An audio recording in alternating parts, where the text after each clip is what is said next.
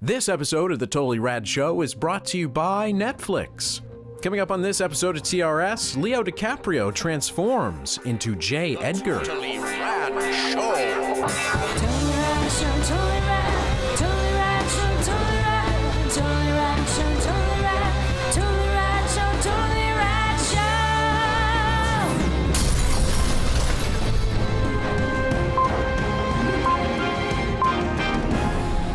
Today in movies, we just walked out of world-famous LA's Pacific Cinerama Dome. Having just seen J. Edgar. It's Leonardo DiCaprio as J. Edgar, a biopic, essentially, of the life of the man who started the Federal Bureau of Investigation. It's directed by Clint Eastwood. Correct. Written by Justin Lance Black, who wrote the movie that we loved. It was in our top 5, I believe, a couple years ago, Milk. Oh, yeah. From Another biopic. Another biopic. Yeah. So another period piece from Mr. Eastwood. Correct. What did you guys think? Alex, what did you think of J. Edgar? I thought it was just general, anyone jump in here. It was interesting. I can't say that I really enjoyed it. I kind of found it very kind of boring. It was sort of oddly matter of fact. It was sort of like, this happened, then this happened. He met this person. This thing happened, but it wasn't, there was no sort of tension or drama. I mean, I think that, you know, the sort of love story between, I mean, it's sort of weird. I don't even know if you would call it a love story, but that was the only thing that really jumped out at me as sort of captivating and interesting, was the moments between him and Armie Hammer. Arnie Hammer. I thought the makeup was pretty good for the old people, except for Arnie Hammer. I thought Arnie Hammer looked really cheesy. He's a zombie. He looked really cheesy, and like, maybe they were just like, okay, yours is the most delicate, just don't move at all. You can talk kind of, but don't move at all, because it's gonna fall off, because he was just sort of like, but I actually thought Leonardo DiCaprio's makeup was really good. It just was one of those things, 2.5-hour movie, and I didn't really feel like enough stuff happened that wasn't just the sort of this happened, that happened, this happened, that happened. It was kind of boring. You know what I mean? It was pretty. I like the sort of, you know, vignetted, old style, you know, totally, you know, desaturated, kind of fun period piecey stuff. But at the end of the day, I didn't know what I was supposed to take out of it, except that happened. That happened. And I don't even know, I mean, with biopics, you know, you don't even know how much of that actually happened, so you kind of even come out of it going, someone said that that happened, and you're sort of like, it happened. The movie happened on me. I didn't find it boring. I actually I had my interest held throughout, and I do agree with you, though, that I don't know what I was supposed to take out of it. Yeah. It's an oddly sprawling biopic. It doesn't really have a central theme around which it focuses, and by the end it sort of turns into this love story, or almost a three-way love story between the 3 central characters that make up the film, the 2 people in J. Edgar's life that he goes through his entire career with. That's kind of where we end up, but that's certainly not the thrust of the first 2/3 of the film. And we have what turns out to be, well, it doesn't even turn out to be, it's pretty obvious right away. We have an unreliable narrator, and we're shifting in and out of time a lot. And it's done in a very slick, interesting fashion visually. We get these graphic matches often where we're slipping in and out of time, and people are reflecting about places they happen to be at that same time, and that's all interesting, but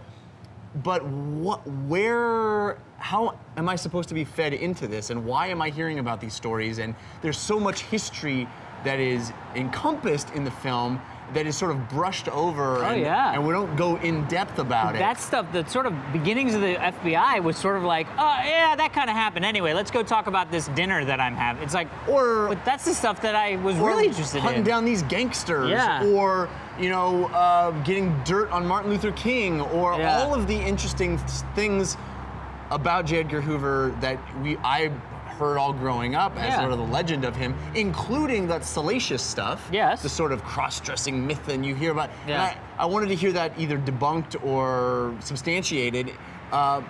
And all of it is in this movie in a way, but none of it informs me enough to make the experience really worthwhile. And I don't know why this movie was made. I don't know what I'm supposed to take away from it, J. Edgar's life, or what I'm supposed to have light learned. is shed on these exactly. things. Right. I agree with you guys completely.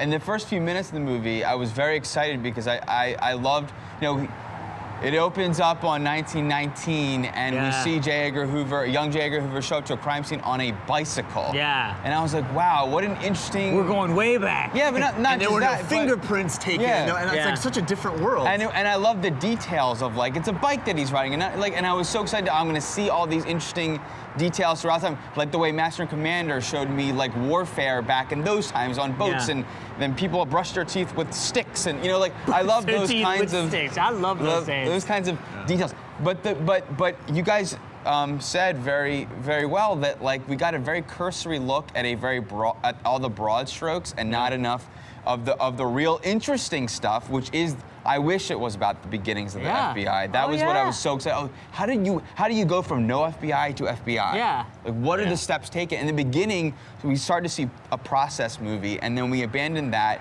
And you're right, we just saw these little glimpses of little scenes here and there, and there wasn't really a strong. Milk had a stronger through line to the guy's life. You felt it was the guy's life, and this was like. What was the movie that we saw recently, and I thought that it was too. Alex didn't see it, and I said it was too broad. Anonymous. Hip Hop Anonymous. It was Anonymous. Same thing as well. It was like just too big of a scope. I should have been a smaller sliver, or pick one facet and follow that all the way through. Show me the love story. There was as a little the movie. bit of show me the There's a little bit of interesting stuff having to do with science and how he was sort of a champion of science and brought science into forensics, really into how cases are investigated. But even that, it was like 10 minutes. Was a small slice of it, and it was a great slice, and that's the thing that I think. When I said it was boring, I think maybe it was meandering, because what was happening was there were these moments that were engaging, but then the next moment I'd have to my engagement fell off because it wasn't about the thing that I had just become engaged about, and then I had to kind of work my way back into okay, now we're into the sort of like love story stuff, and as soon as I got engaged there, it fell off because it's now we're into some sort of political machination thing, and then I would get intrigued again, and so overall I just kind of felt like I didn't know what the hell the movie was about. Yeah, but I never found myself uninterested. I never found myself daydreaming about something else and losing interest in the film. I was right there in it. I just didn't find anything to grasp onto. Yeah. I do agree with you. It's a little bit old age make up the movie. It is. And it so calls attention to itself because there's so much of it, and so much of the movie rests on it. And it's a little kabuki, especially toward the end. It's a little kabuki theater, and that's unfortunate because it gets in the way of the storytelling rather than helping the storytelling. Yeah, definitely. Yeah, he looked a lot like John Voight as an old man. That's funny. You have to wonder. That's funny. Why not just John Voight? Yeah, it's also interesting to have that. Yeah, exactly. But that becomes the movie as it does. You know what I found myself wondering with Armie Hammer, because Armie Hammer's kind of shuffling and old at the end. I was wondering if Clint Eastwood was like, I'm old. Here's how I walk. Just do me. Do this. Just do me. Armie Hammer. Hysterical. So mixed bag. I mean, Edgar. interesting subject matter. I just wish it had a little more meat on the bone. Yeah, definitely. I agree.